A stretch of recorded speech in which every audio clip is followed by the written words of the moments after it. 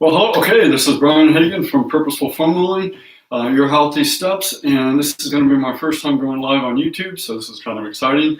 And so I had a client ask me a question one time.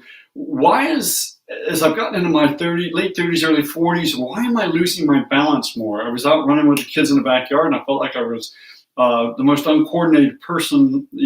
I just didn't have a lot of good balance. And there's a wide range of reasons why people have balance issues, but I think a real common one for most of us is that we don't use our body the way that we did when we were kids. I mean, think about this for a minute.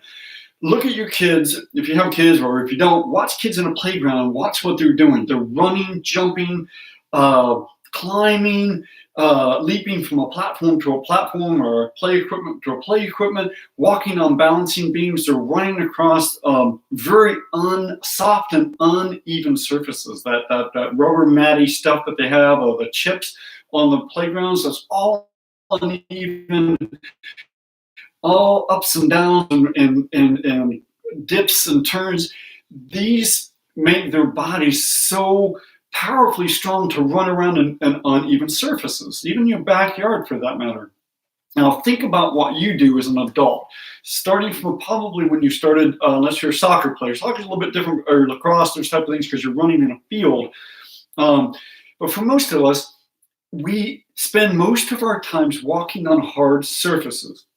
Asphalt, concrete, wooden floors, concrete floors.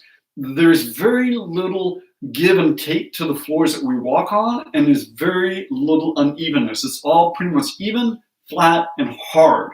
And so our body doesn't really need to use the muscles and have that brain-body connection of keeping us stabilized, because really there's not that much going on, right? I mean, our bodies really aren't worried about falling over or stepping incorrectly, because it's not that much challenge for it. So again, watch kids, how they run around the yard, how they run on a playground, and then compare it to you, especially, 30s, 40s, 50s. We're talking 10, 20, 30 years of being on hard, uneven surfaces. So we're not really all that challenged in that regard. So we got to kind of up that ante a little bit as we get a bit older. Because if you think about this for a minute, if you've got elderly parents and they're in a retirement home, a nursing home, watch what the physical therapists there are doing. And what they're doing a lot is teaching them these proprioceptive skills. They're having them get up, move, stand on one leg, do these different exercises and routines, because they know that as we get into that 60s, 70s, 80s, our falling rate increases. And for a while there, it was getting pretty bad. The elderly were falling a lot because they had no proprioceptive skills. They had no balance whatsoever.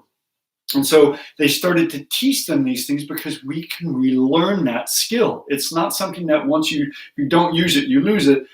I mean, you do lose it, but you don't lose it forever. You can get it back. And that's why a lot of times in gyms, you're seeing people working out using different types of the exercise balls, these type of things, these squishy materials where you have to stand and try to balance yourself.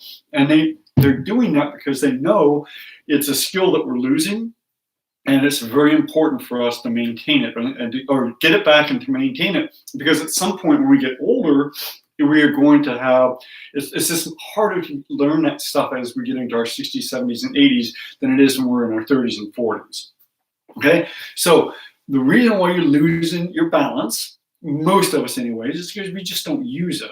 Okay, so that being said, what do we do? How do we get that back? Well, I'm going to step back here a little bit.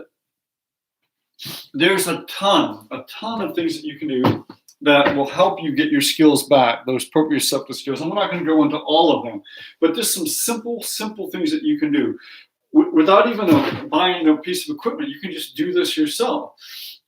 Try, and again, I always tell people to have some type of support the first time you do this, but try standing on one leg. Okay, my left leg is definitely the one I struggle the most with. This leg right here, my left one. But just start off by simply standing on one leg. Now, eventually you want to move. Obviously, you do that for, say, maybe count of 10, 20, 10 in the beginning and work your way up, and then switch to the other side. And then eventually what you're going to end up doing is being able to move the leg that's up. You'll be able to move it around. One of the things you can do is do your alphabets. So once you get comfortable standing on one leg, then try doing the alphabet with this leg. So you can do capital letters, so A, you can do B, you can do C. Let's see if we can get that down just a little bit more. And this is one I really like. It really does it really works for the legs a lot. So let's see, D, and then E, and then F, and then G. If you fall or kind of lose your balance, that's okay. Just re-get it and start again. H, and again, you don't have to do the whole alphabet at one time, right? You can just do maybe A, B, C, then D, E, F, and then G, H, I. It doesn't really matter. Just work it so that you build the strength up and then switch over. And maybe you do A, B, C on this leg, then you switch and do A, B, C on this leg. And what you're going to find is that it does a little bit of work keeping this leg up, but it does a lot of work keeping this leg stabilized. This one actually will sometimes feel a little bit more tired. So to me, that's just a wonderful way to really increase the stability with these legs, is do the alphabet. And you can do capital letters, small letters, doesn't really matter. Once you get more comfortable with that, and you can actually do the whole alphabet without falling all over the place, and again, having something here to stabilize you when you need to is not a bad idea. You can do the wall, just if you need to use it, right? You can do your alphabet here, and just know that wall is right there. If I need to grab it, I can just put my arm right on it, and I'm stabilized. And then I release, and I can do more, right? And then if I have to, I got the wall right there. Another one that I like is once you get really comfortable with standing on one leg, let's see if I can do this without falling over. There we go. All right. Then I close my eyes. And again, I know my wall is here. I got this right here. I can close my eyes. And what that does is it really forces these muscles to work because my eyes are not balancing me. My body has to do it as I move back and forth. And then I switch over to the other leg. And again, I just close my eyes. And it's a little bit harder when you close your eyes. And again, it's just helping these muscles to fire. And it looks like I need to do a little bit of eye closing myself. I can do the alphabet pretty well. It's just standing with my eyes closed really is difficult for me. So, but having that wall there is really nice because I can reach out and catch myself. And everybody's firing, and then I know that wall is right there. And it resets me a little bit. Okay, so those are three things that you can do right off the bat. One, stand with your eyes open, right? Then when that gets more comfortable, you can do it up, say, count of 20, count of 30 for each leg. Then start with the alphabet and start slow, a couple letters, and move all the way to doing the whole alphabet with one leg, and then switching over to the other one. Great to work these muscles and get those balancing muscles backfiring again. And then staying with your eyes closed as long as you know you have your support right there.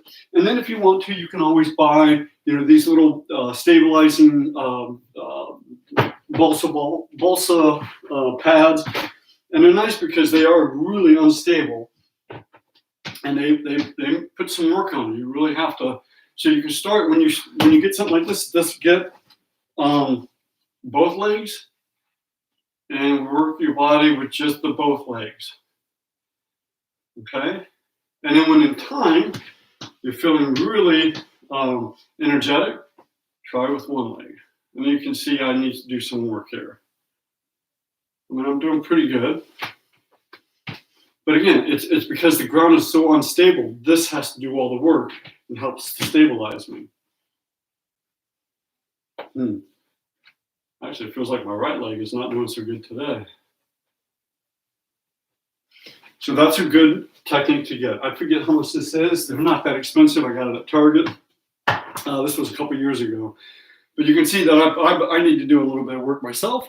But again, realize that you're losing balance not because there's something going on. I mean, if you feel like there's some neurological or some other medical reason that's going on, check with your doctor for sure. If they're like, look, everything is fine, everything's coming back, and you still feel like you don't have good balance, then it's a good bet that it's just you just haven't used these muscles, and you just need to use them again so they get stronger. And as you get older, you're going to have that balance back, and that's really when you need it. Okay, I hope this was helpful. And this is Brian from Your Healthy Steps. We teach purposeful foam rolling and self-care skills. All right, have a great day.